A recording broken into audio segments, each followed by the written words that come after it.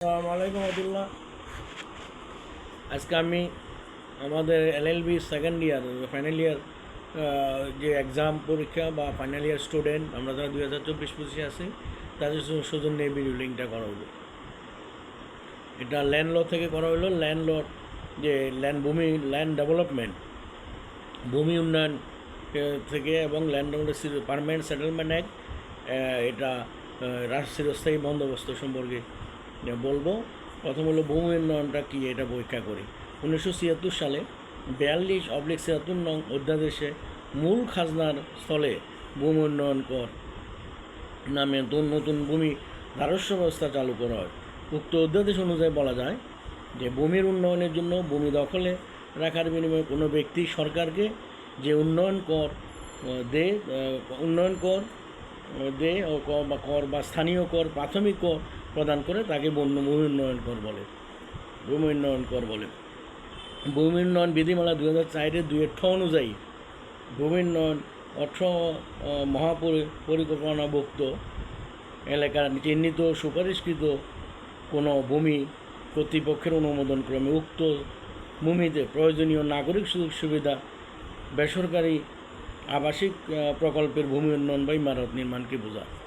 এখন চিরস্থায়ী permanent settlement act, এটা সম্পর্কে আলাপ করবো। বা চিরস্থায়ী বন্দোবস্ত এটা কি? এটা ইস্ট ইন্ডিয়া কোম্পানি 1765 সালে দিল্লির মোগল সম্রাট শাহ আলমের নিকট থেকে বার্ষিক মাত্র 26 লক্ষ টাকার বিনিময়ে বাংলা, বিহার, উড়িষ্যা রাজস্ব আদায় করার অধিকারী হয়। ইস্ট ইন্ডিয়া কোম্পানি উদ্দেশ্য ছিল যে এদেশ থেকে মুনাফা গঠন করা।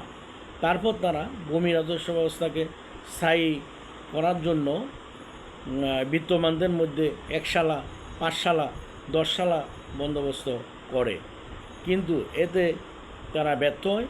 তখন তৎকালীন গভর্নর জেনারেল লর্ড কর্নওয়ালিস ভূমি রাজস্ব বিষয় ইস্ট ইন্ডিয়া কোম্পানির নিকট নতুন এক ব্যবস্থার প্রস্তাব করেন। উক্ত প্রস্তাবটি ইস্ট ইন্ডিয়া কোম্পানি কর্তৃক 1793 সালে অনুমোদিত বা অ্যাপ্রুভাল হয়। এটি চিরস্থায়ী বন্দোবস্ত নামে পরিচিত। এটি পারমানেন্ট সেটেলমেন্ট অ্যাক্ট নামে পরিচিত। এখন এটার পটভূমিটা কী ছিল? চিরস্থায়ী বন্দোবস্তের পটভূমি আলোচনা করলাম। ভারতবর্ষে মুসলিম শাসন আমলে ভূমি রাজস্ব ব্যবস্থার মধ্যস্থতাভোগীর কোনো স্থান ছিল না। তার পূর্বে হিন্দু শাসন আমলেও এই ব্যবস্থার মধ্যস্থতাভোগীর কোনো স্থান ছিল না। তৎকালীন সময় সরকার গ্রামের মাতব্বর সাহায্যে সরাসরি কৃষকদের সাথে যোগাযোগ রাখত।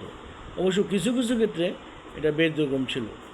যেমন কোনো হিন্দু রাজা তাদের এলাকা স্বাধীনভাবে নিয়ন্ত্রণ করতেন। তারা শুধু বাৎসরিক কর প্রদান করত। 2, কোনো সরকারি কর্মচারীকে নগদ টাকা বেতন না দিয়ে বিভিন্ন এলাকার রাজস্ব আদায়ের অনুমতি দিতেন। 3, কোনো ক্ষেত্রে গ্রামের মাতব্বরের উপর নিজস্ব নির্ভর না করে সরকারি কর্মচারী সরাসরি কৃষকদের নিকট থেকে রাজস্ব আদায় করে কেন্দ্রীয় কোষাগারে জমা রাখতেন ইত্যাদি। ইস্ট ইন্ডিয়া কোম্পানি দ্বিতীয় মোগল সম্রাট শাহ আলমের নিকট থেকে বার্ষিক 26 লক্ষ টাকার বিনিময়ে বাংলা, বিহার, উড়িষ্যার রাজস্ব আদায় করার অধিকারী হন। ইস্ট ইন্ডিয়া কোম্পানির উদ্দেশ্য ছিল এই দেশ থেকে তারা মুনাফা লুণ্ঠন করা।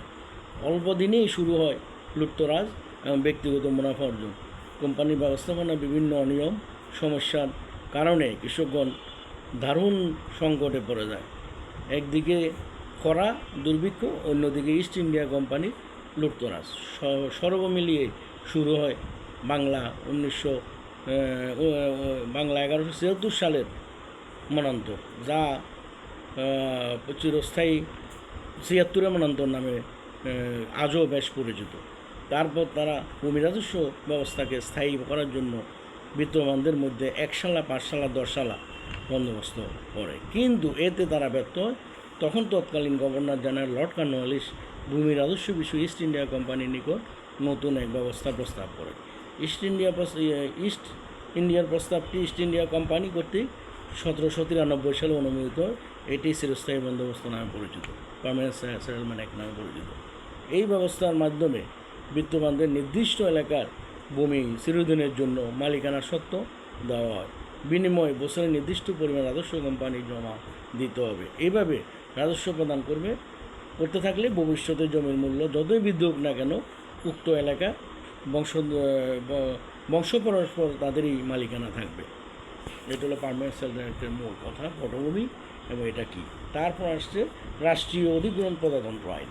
রাষ্ট্রীয় অধিগ্রহণ প্রজাতন্ত্র আইন 1950 সালে 16ই ফেব্রুয়ারি পূর্ব বাংলার প্রাদেশিক পরিষদের পাশ হয়।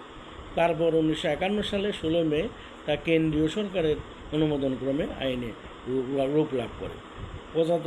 প্রজাদের স্বার্থ রক্ষা ও তাদের কল্যাণের জন্য 1950 সালে রাষ্ট্রীয় অধিগ্রহণ আইন 1950 সালে রাষ্ট্রীয় অধিগ্রহণ আইন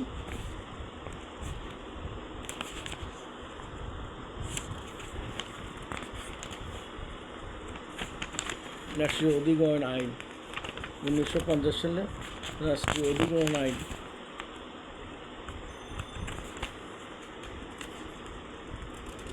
রাষ্ট্রীয় অধিগ্রহণ প্রজাতন্ত্র আইন প্রণয়ন হয়। এই আইন দ্বারা ভূমির উপর জমিদারদের যে সত্ত্ব ও স্বার্থচিহ্ন তা অধিগ্রহণ করা হয়। সাথে সাথে প্রয়োজনে প্রজাদের নাগরিকত্ব সত্ত্ব ও অধিকার প্রতিষ্ঠা করা হয়। এই আইনের মাধ্যমে নিম্নোক্ত কাজ করা হয়। 1 নম্বর হলো জমিদারি প্রথা বিলুপ্ত হয়। নাম্বার 2 হলো জমিদারি প্রথা দিন দিন চালু হতে না পারে সে ব্যবস্থা করা হয় এবং রায়তদেরকে জমির মালিক হিসাবে স্বীকৃতি প্রদান করা। এই আইনের ফলে কৃষকেরা জমিদারি অত্যাচার থেকে রক্ষা পায় এবং একক কৃষক হতে অন্যদের নিকট ভূমি বিক্রয় বন্ধ করা হয়। খাস দখলের অতিরিক্ত ভূমি অধিগ্রহণ করে ভূমিহীন কৃষক এবং বর্গাদারদের মধ্যে বণ্টন করা হয়। হলো উদ্বৃত্ত রাজস্বের দ্বারা ভূমির উন্নতি সাধন করা হয়। খাজনা কমানো বা বাড়ানোর আইন প্রবর্তন করা হয়। ভূমির সর্বোচ্চ সীমা নির্ধারণ করা হয়। রাষ্ট্রীয় অধিগ্রহণ প্রজাতন্ত্র আইন কৃষক প্রজাতন্ত্র ম্যাগনা কার্টা হিসেবেও গণ্য করা হয়। ধন্যবাদ। আমরা আজকে এই ভূমি আইনের সুতরাং একটা হলো পার্মানেন্ট সেটেলমেন্ট অ্যাক্ট আর একটা হলো রাষ্ট্রীয় অধিগ্রহণ প্রজাতন্ত্র আইন। এই দুটার সম্পর্কে আলোচনা করলে পটভূমি এবং সংজ্ঞা এবং ভূমি উন্নয়ন কী এগুলো। আমরা ল্যান্ড হতে 2024-25 যারা পরীক্ষার্থী দিব সেকেন্ড ইয়ারে তাদের জন্য আমরা এটা ফলো করতে পারি। এটা চলমান থাকবে ভিডিও লিঙ্কটা। ভালো থাকবে, সুস্থ। ধন্যবাদ। আসসালামু আলাইকুম রহমতুল্লাহ।